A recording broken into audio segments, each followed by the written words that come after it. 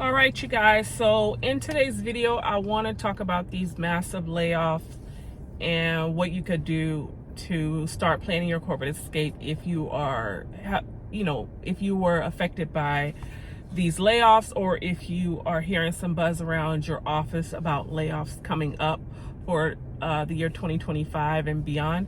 So I have like a comprehensive list here of a lot of companies that have been laying off their workforce, and this is just really heartbreaking for me, especially when I actually see the videos of the people it's affecting.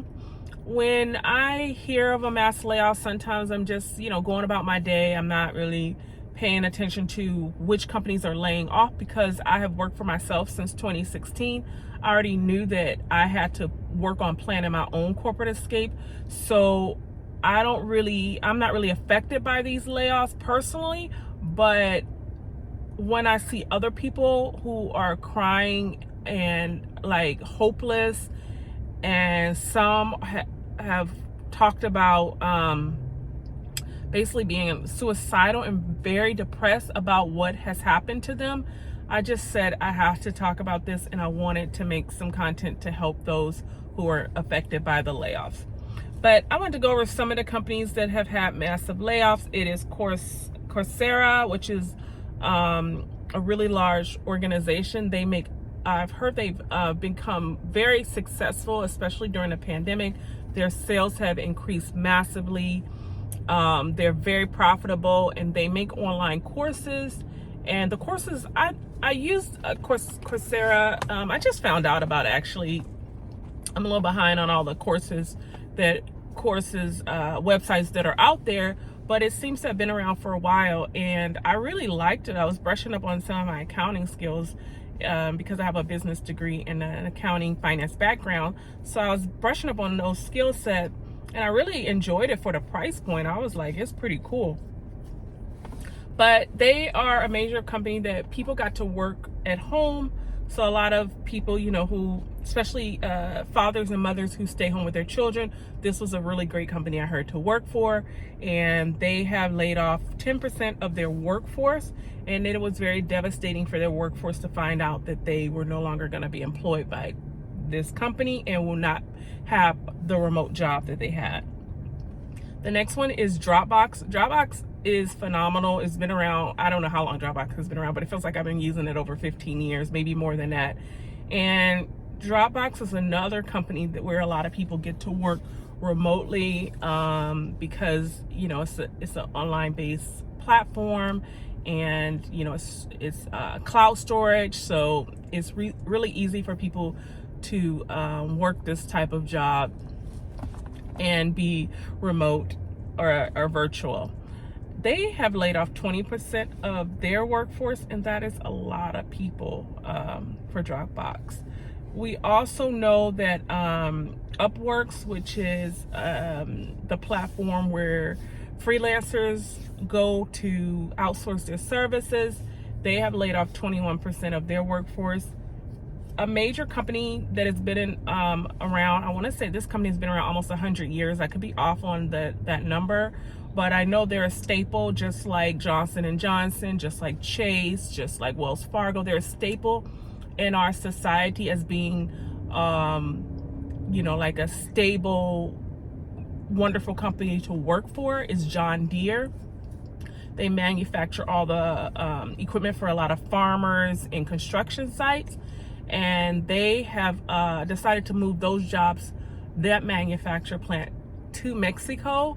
And so I feel like when you do stuff like that, you're taking a lot of jobs from the United States of America and you're moving them overseas.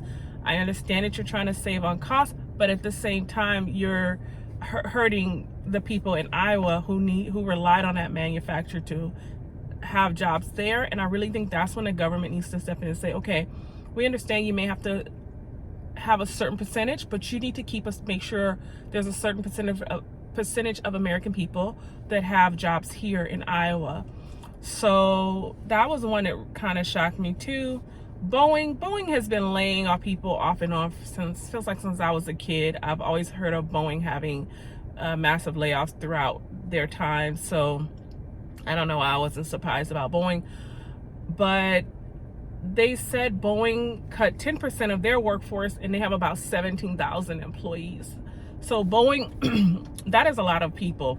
And when you hear these numbers, if you're like, oh, they only laid off 20,000 or they only laid off 50,000 or 100,000, whatever the number is, 500, you got to understand, when they lay off one person, it affects a family of almost 10 people. It could, I shouldn't say it does. When people work or have those good paying jobs, they're usually taking care of other people in their community, in their families. And I know this for a fact, doing this work that I do with helping people with their finances and planning their corporate escape. I talk to people, and when we're doing like going over their finances or their budget, it's like, well, where's this money going? Well, this money is being sent home to my country, to my family, if they're immigrants or you know, came to this country legally and now are able, you know, have their papers and now they're working here. I have some clients like that. Then I have people, of course, who are born and raised here and their grandparents are here, great grandparents. They're Americans, right? And even though they may make 100, 200, 300,000 a year working at some of these companies like Boeing on aircrafts or working at in IT, making that kind of money, they have still a wife or husband, they have children, they have grandparents, they have siblings that may have been out of work that were affected 1 or 2 years ago and still have not been able to recover. They have family members who were affected by the pandemic and still not able to recover. And what I mean about not able to recover, I don't mean these people don't have no job. So let's say during the pandemic you were, and this is actually a client I have, you were in IT. Then you got a job, okay, you came back to work, and then within 1 year you got cut from that job.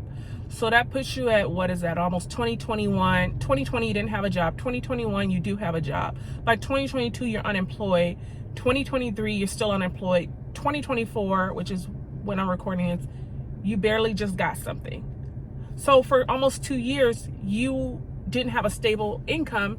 You were relying on family and friends, or you had to go take on a part-time job paying you $12, $15 an hour, which we know after taxes that, you know, if you have a $12 an hour job, after taxes you really got a $9 an hour job. If after gas getting to work you got an $8 or $7 an hour job.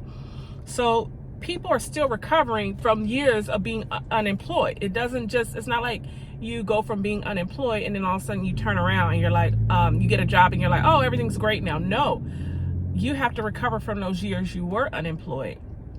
And at the same time, some of these jobs, I'm gonna talk about another guy who got laid off in IT. Some of these jobs, when you go get the next job, you're not making what you made at the previous job. So there was a guy, actually he wasn't laid off, I'm sorry. This guy, he graduated college, I believe. And he said, you know, I think he was a coder, cyber coder, a coder in IT. I just know he's IT. And when you look for the type of job he was looking for, it would say online, well, starting salaries around 80,000. So he was like, okay, fine. I got student loans. I'm about to go find a great job now. I'm in IT. I got a in-demand skill, in-demand degree. He goes, applies for a job. He's going on multiple interviews. So some of these jobs are requiring people to go on up to 5, 6 interviews. He did a phone interview, the initial interview. Then he had to do the virtual interview. Then he had to go to the office and meet with another person, do another interview. By the time he finishes, and when he went to the office, I think he had 2 more, so that total 5. So then they got around to the salary, and he was excited. He was like, "Oh my goodness, I'm gonna start off at 80 grand. I can start knocking off some of these student loans. Finally, start living a little bit because I've been in college, just sacrificing all these years." They offer him $45,000. Who can live? I mean, of course we know there's people who have to live off that amount. But you just went to college. Chick-fil-A is paying $17 to $20 an hour.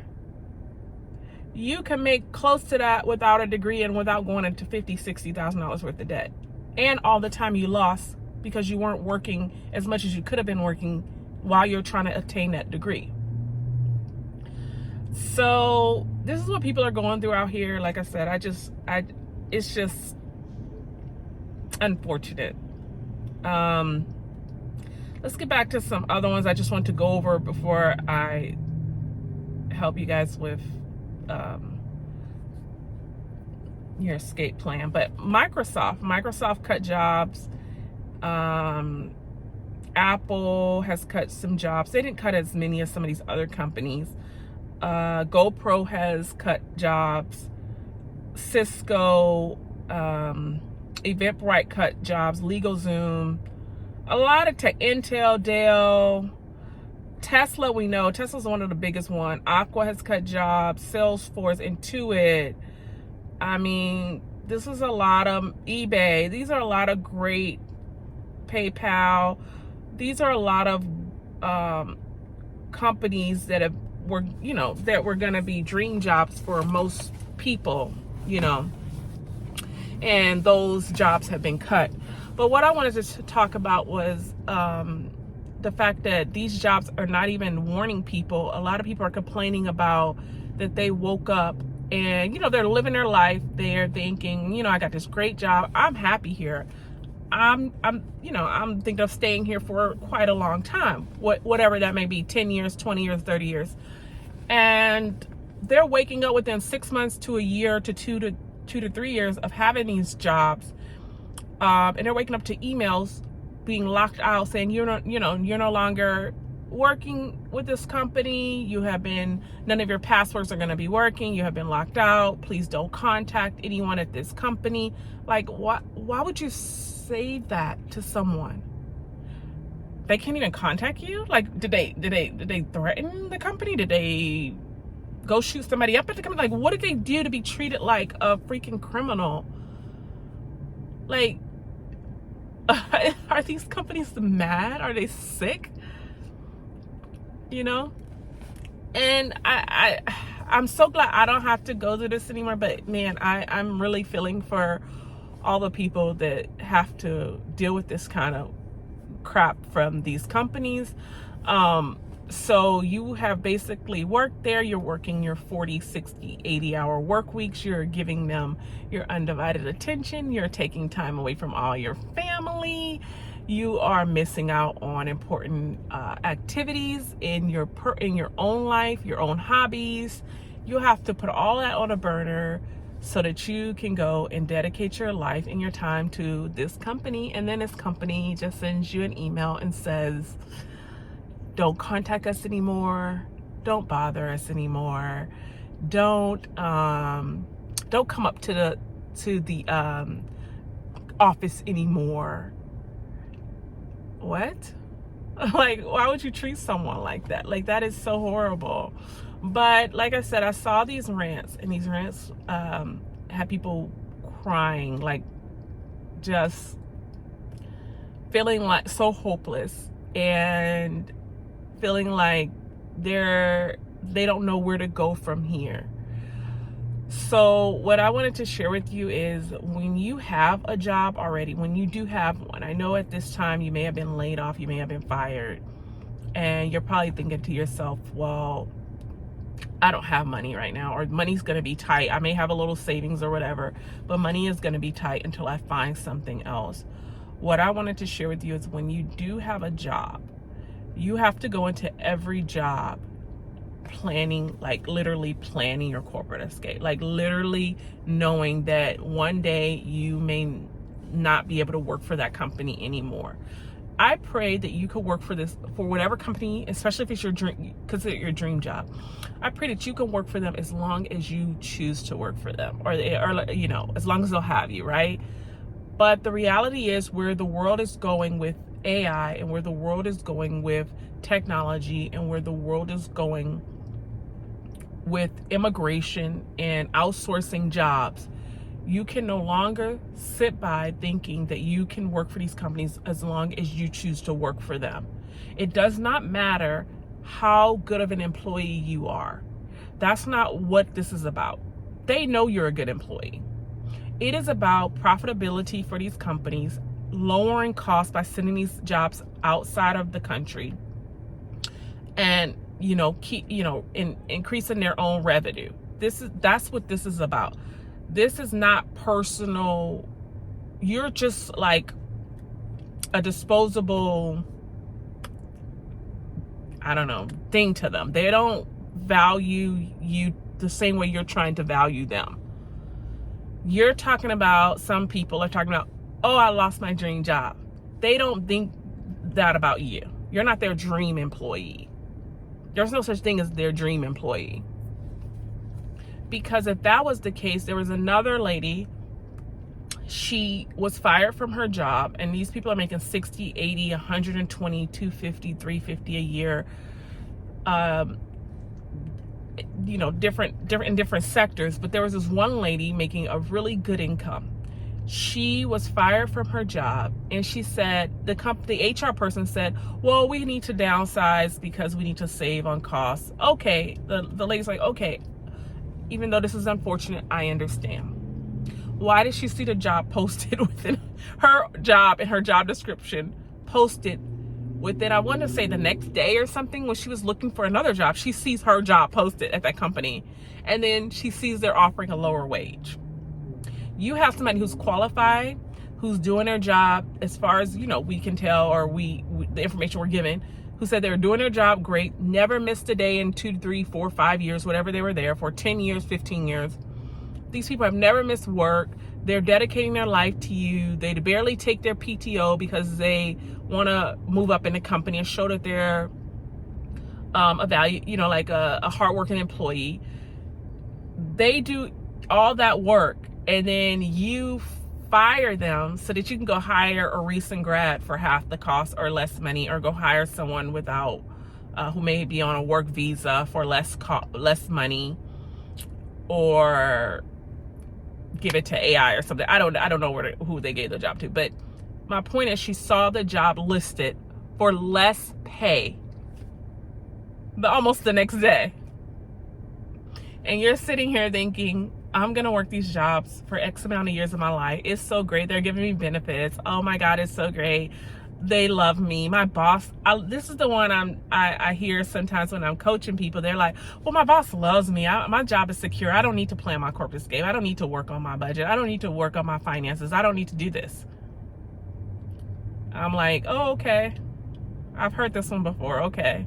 I said, it's not about you, whether you like this company or not. That's not what this is about.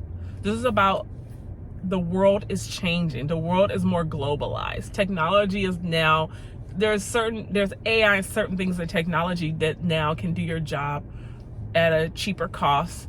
There's people coming into this country that can do on visas, not the immigrants, because the immigrants can't get certain jobs because they're immigrants. And of course, these major companies will get in trouble. So the only jobs I'm aware of that the immigrants can get without their papers is usually like the restaurant, hotel jobs, some of the cleaning jobs, some other lawn jobs, maybe some construction jobs, you know, I don't know, but those kind of jobs. But some of these major companies, like the big companies that I just named off, I'm not aware of them being able to hire an illegal person without repercussion from the labor enforcement, whoever the labor enforcement is for their county, because they cannot do that. But some of these smaller businesses could probably get away with that. But what I was trying to tell this person is, it's not about whether or not you love this company or your boss is so amazing. Y'all go out for martinis and they love you. They know your kids. They go to your birthday parties. If that boss doesn't own that company, you are not safe. And I know this for a fact because I had it happen in my family. And I'm gonna share that story with you guys in just a minute. But so this person that told me this, I have a few of those. I have quite a few of those stories of people, especially if it's the spouse too, when they're trying to get on the same page with their finances, and you have one person who doesn't want to do it, and then they're like, oh, we don't need this, we're good, we're gonna be fine, our jobs are great, they're secure. There are certain industries I will say are secure, and I notice, and that's really government. If you work for the government, usually, unless you do something really major or you commit some major crime, you usually can keep your job until retirement age. But for the most part, any of these publicly traded companies where they have to reduce their expenses and their costs and do massive layoffs, once they do that, you'll notice their stock jumps like within a few days or the next day once they announce a major layoff. So it's a profitability thing for the publicly traded companies. But going back to like people who don't want to do this, I notice within a few years or certain time frames, I will, because I'm connected to people on social media and throughout the community, but I'll notice that they experience what I told them is a potentially may happen with that sector that they work in. And you see a lot of people ranting now on YouTube, like I said, on TikTok. And those are the ones that want to rant. There's I think, was there 20 million layoffs? I gotta check. I think there's been almost 20 million layoffs since the pandemic. And I believe those people have gone back into the workforce and found something, but it's not, a lot of people say it's not where they used to be. So if they were making 60, 80, 100, 200, 300 grand, they're not making that anymore. They're now having to take on $18 an hour jobs that we consider high schoolers or entry level are taking on. They're not able, some of them, to find jobs that are paying them what they should be paid at this time, at this period in their life, especially with all the experience they have and the degrees that they have. So sometimes I will run into some of the people that I was helping, and then they're like, hey, I got laid off. I've been laid off for X amount of time. And I said, well, did you do anything I said? Did you at least try to start investing, try to save, try to start a business? And then they're like, no, I didn't do anything that you told me to do. And now they're in a position where, they're having really hard financial problems, and especially, and some of them have caused divorces and separations and things like that because of, being out of work. It causes a lot of stress. It causes a lot of depression and things like that, and a lot of stress in a relationship. So it's just unfortunate. You got to start planning when you have that job. You can't just get that job and start spending up all your money thinking that job is going to last forever. It is hardly no companies that are loyal to their employees anymore. They only, I'm not saying they only, all of them only care about, profit, but they're there to make a profit. And if they don't make a profit or reduce costs, they won't survive different economic cycles. So what they're going to do is they're going to do the layoffs, or they're going to find cheaper ways to do business, and you may get affected by that. And some of these layoffs, people are out of work for years now. I used to remember growing up, you got laid off, I was like, oh, it's no big deal. You'll get a job in 3 to 6 months, maybe 3 to 6 months, or you'll have a job next week. It was that fast. People were getting jobs that fast when I was growing up. I remember that. Because I remember people would come to our house or talk to, my parents at the time. Oh, I got laid off. But then within a month, they would have another job, right? Now I'm noticing people are complaining to me that they have been laid off 6 months, 1 year, 2 years, and as much as 3 years. And I don't know how much longer that's going to continue to happen with the new technology coming out. And people are saying, well, I got plenty of time before AI takes over. No, AI is here. It's already cleaning up, wiping out jobs left and right. Ask most people in IT, they are being laid off in massive, massive droves. And I believe, I don't have the exact number, but I heard it was over 10 million people in technology. So if you eliminate a lot of those jobs, that causes a lot of problems for our society. There is this thing called the working homeless. I don't know if you guys ever heard of that. I know California has a major problem with this. I'm sure other states, but I think California is experiencing the most amount of people going through this. So there are people who have jobs, but they just can't afford the housing out there. So there's a documentary already done on it. If you just look it up, it's The Working Homeless. And why I wanted to talk about this is because I'm starting to see a lot of homeless people here in Texas. Like if you go to Austin, if you go to Dallas, if you go to San Antonio, wherever, Houston, there's an increase of homeless people on the street. So sometimes I do stop, I give money, and I talk to people. And this is what I noticed. I have noticed between that documentary I watched in California and then what's going on here and the people I'm able to talk to, I have noticed that these people are those people in those industries I'm telling you guys about. What I mean by that is maybe they didn't work for the companies I just named, but they were hardworking people at one point in time in their life. And they just never were able to find a job, and they finally just gave up. They were applying and going through 5-10 interviews and still getting that decline letter or that phone call or that email saying we went with another candidate, and they basically gave up. They couldn't find work. So it's not that they didn't want to go back to work. Eventually, if you go a few years and you don't have work, you start losing everything. You lose your home, you lose your car, you lose your family, you get divorced. All that strain on you, and that strain on your mental health starts affecting your friends. Your friends don't want to hear about it anymore. Your family sometimes, your kids. So these people were actually a part of the working society. So when you guys are seeing homeless people, stop thinking these people are all crackheads, which is some of the TV shows or society used to tell us back in the day. Oh, they're just drug addicts, prostitutes, crackheads, alcoholics. No, they are not.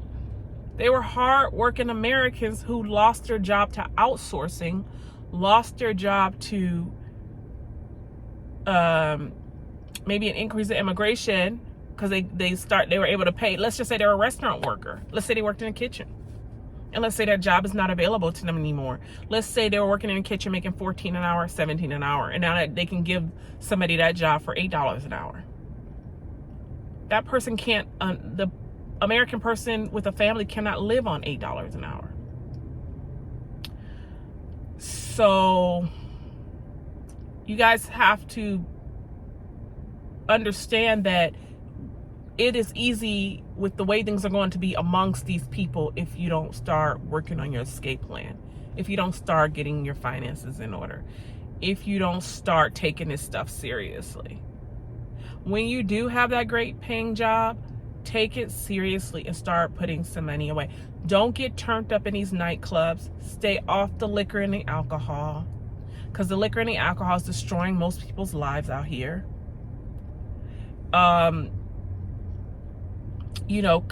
back, stop following, what's social media and all these people are telling you go out and run and buy. It's nothing wrong having nice things. That's not what we're saying. We're saying be careful where your money is going, because you can easily end up in this same predicament. You can easily end up like these people who once had a job in all this stuff, and then now they can't find a job anymore, and now they have to go live on the streets. That is becoming a reality. That's what that documentary is trying to say. Like, these are all not lazy people who didn't want to work. They're people who tried to go for it, find a job, tried to go to work. And they're applying. There's people, they're saying they're applying to almost 1,000, 2,000, 3,000 jobs. And all they're getting is rejection letter, because those jobs don't really exist. Those jobs are not even real. They're ghost jobs. I never even freaking heard of a ghost job. But what are the things I realized when I look back on my life? I said, when I got out of college, I applied to all these jobs. It's crazy that I got a job, I found a job. But when I look back, a lot of those jobs I applied for never called me for an interview. And when I got more and more experience in my degree in finance, accounting, and business, when I got more experience, I kept applying just to see what else is out there. When I was changing from one job to another job, I got a job. I got an interview, actually. I think I got 2 or 3 interviews. And then I got the job. The last job I had before I planned my escape. But when I look back, that was 2016. I was like, none of those other companies I applied for ever called me. That means if I didn't get that one job at that time, I wouldn't have had a job. I mean, I probably would have found something, lower wage. I'm just saying I wouldn't have had a job in the field that I went to college for. So when I look back and I'm now starting to hear about this thing called ghosting jobs, which I never heard of before in my life. I didn't even know this was a real thing. You're telling me when I started applying back in 2008, 2009, out of college, I was already being ghosted. There's already ghost jobs. I just didn't know. So that means there's not jobs. And then the social media started to increase, and we had Instagram came out, Facebook, YouTube. Those things didn't exist. Hold on, they exist. We had MySpace when I was in college. Okay, but they existed, but they were building up. They weren't as popular as they are today. So I didn't know a lot of other people were going through this throughout the United States and other countries. I didn't know this. I thought I was the only one. I was like, oh, maybe it's something on my resume. Maybe it's me. Maybe whatever. I didn't say the right thing in that interview. Then I realized there's people who are more qualified than me with masters and graduated from great schools and lots of experience just like I have now. And they're still having the same problem I had years ago. So guys, y'all are sitting by waiting, going to school for 4, 8, 10 years to get that one job that's trying to pay you $45,000 when you really deserve an $80,000 job. Y'all are waiting all these years when you could already just take the same amount of time and plan your damn escape. Take that same energy you're putting into these applications and these jobs and start planning your escape. Stop playing games with these companies and these jobs. Because if you don't start, all you're going to keep doing is chasing these damn jobs. You're going to keep chasing these ghost jobs. And then you're going to be sitting around waiting for them to call you for an interview for 6 months, a year, 2 years. So you've already spent time in college. You've already went into a lot of debt. Now, those 10, 15, 20 years you already wasted chasing these jobs, you could have already started. You could have already built something for yourself. So I just wanted to make this video, you guys. I'm going to be dropping more content. Please stay tuned with that. Subscribe to the channel.